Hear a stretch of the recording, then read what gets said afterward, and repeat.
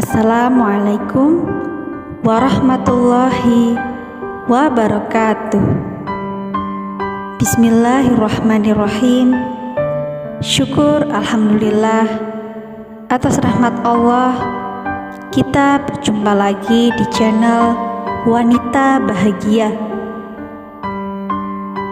Sholawat dan salam tak lupa selalu kita ucapkan kepada junjungan kita Nabi besar Muhammad sallallahu alaihi wasallam. Allahumma sholli ala sayyidina Muhammad wa ala ali sayyidina Muhammad. Semoga kita semua diampuni dosa-dosanya, diberikan kesehatan, dimudahkan segala urusannya, serta dilapangkan rezekinya. Amin ya rabbal alamin. Sahabat yang dirahmati oleh Allah Subhanahu wa ta'ala, apakah istri bisa menceraikan suami? Rumah tangga yang sakinah dan harmonis menjadi idaman pasangan suami istri. Pada perjalanannya terkadang ada cobaan dan ujian dalam membina rumah tangga. Terkadang terjadi kesalahpahaman, perselisihan, kesalahan, dan percekcokan yang berujung pada keputusan untuk mengakhiri pernikahan dengan cara bercerai. Persoalannya, siapa yang berhak menceraikan pasangannya? Dalam kajian hukum Islam, hak menceraikan atau mengucapkan talak murni ada pada pihak suami. Oleh karena itu, hanya suami yang bisa menalak istrinya. Menurut An-Nawawi, hak talak berada pada pihak suami didasarkan pada penafsiran ayat Al-Quran ayat 229, hadis dan ijma'. Lalu bagaimana dengan pihak istri?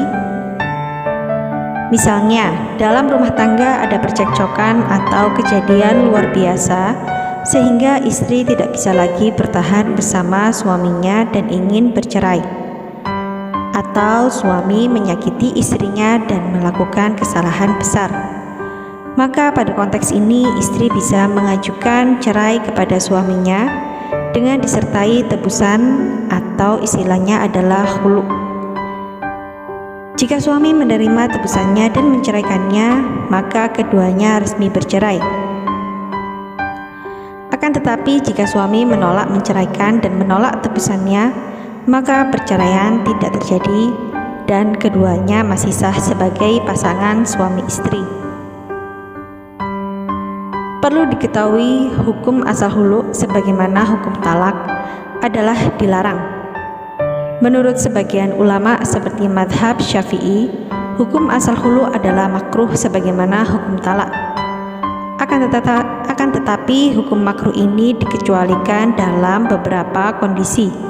Di antaranya, jika terjadi pertikaian dan percekcokan hebat atau syikok antara suami istri, sehingga keduanya mempunyai kekhawatiran kuat tidak bisa menjalankan kewajibannya masing-masing, seperti istri tidak taat pada suami dan tidak berlaku baik dalam kehidupan berumah tangga, atau suami tidak berperilaku baik seperti melakukan KDRT kepada istri dan upaya mendamaikan keduanya yang menemukan jalan buntu. Hal ini didasarkan pada penjelasan surat Al-Baqarah ayat 229 yang artinya, tidak halal bagi kamu mengambil kembali sesuatu dari yang telah kamu berikan kepada mereka, kecuali kalau keduanya khawatir tidak akan dapat menjalankan hukum-hukum Allah. Jika istri bersikukuh meminta cerai kepada suaminya dengan memberikan tebusan tertentu dan ternyata suami tetap tidak mau menceraikan, maka istri bisa mengadukan atau meminta hakim untuk memutus cerai pernikahan keduanya dengan alasan-alasan tertentu, yaitu yang pertama, karena suami memiliki cacat-cacat tertentu yang bisa merusak tujuan pernikahan, seperti gila, kemaluan terputus, dan impoten. 2. Karena suami tidak mampu memberi mahar atau nafkah.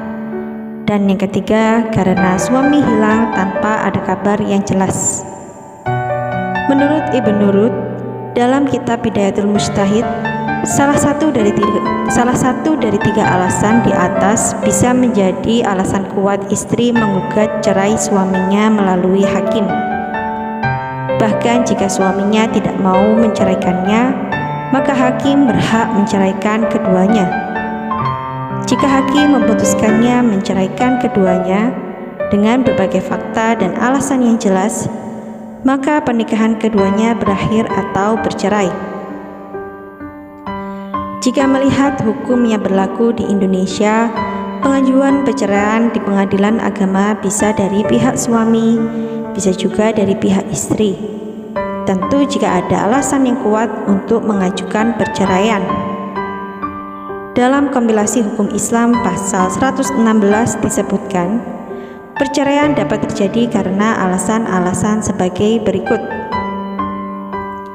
Yang pertama, salah satu pihak berbuat zina atau menjadi pemabuk, penjudi, dan lain sebagainya yang sukar disembuhkan.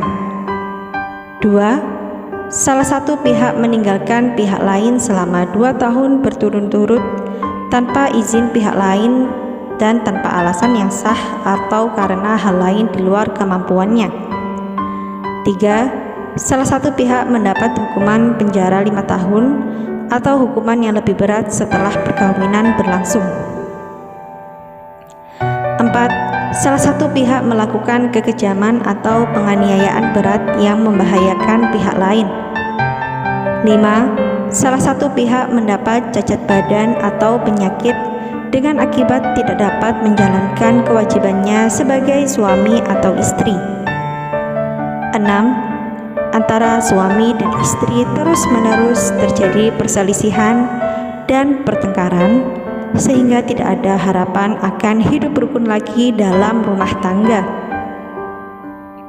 7. Suami melanggar taklid talak. Dan 8. Peralihan agama atau murtad yang menyebabkan terjadinya ketidakrukunan dalam rumah tangga. Perlu ditegaskan, perceraian bukanlah solusi utama ketika terjadi masalah rumah tangga. Ketika terjadi persoalan, maka perlu musyawarah secara baik antara suami istri. Jika perlu berkonsultasi pada ahli, bisa dilanjutkan dengan mediasi dan cara-cara lain yang bisa menyatukan suami istri dalam ikatan pernikahan yang bahagia. Akan tetapi jika semua cara gagal dan menemukan jalan buntu, dan jika tetap dalam pernikahan justru membawa kesedihan terus-menerus, tidak bahagia, tidak bisa menjalankan kewajiban masing-masing, kerusakan, bahkan membahayakan, maka perceraian bisa menjadi solusi terakhir yang bisa ditempuh. Tentu dengan cara yang baik sebagaimana dijelaskan dalam surat Al-Baqarah ayat 229 yang artinya talak yang dapat dirujuk 2 kali, setelah itu boleh rujuk lagi dengan cara yang ma'ruf atau menceraikan dengan cara yang baik. Semoga apa yang kami sampaikan kali ini bermanfaat untuk kita semua dan menjadi ladang pahala. Jangan lupa untuk menekan tombol like dan subscribe, dan juga nyalakan lonceng notifikasinya agar Anda tidak ketinggalan video terbaru dari Wanita Bahagia. Sampai jumpa di video kami selanjutnya. Sekian dan terima kasih banyak. Wassalamualaikum warahmatullahi wabarakatuh.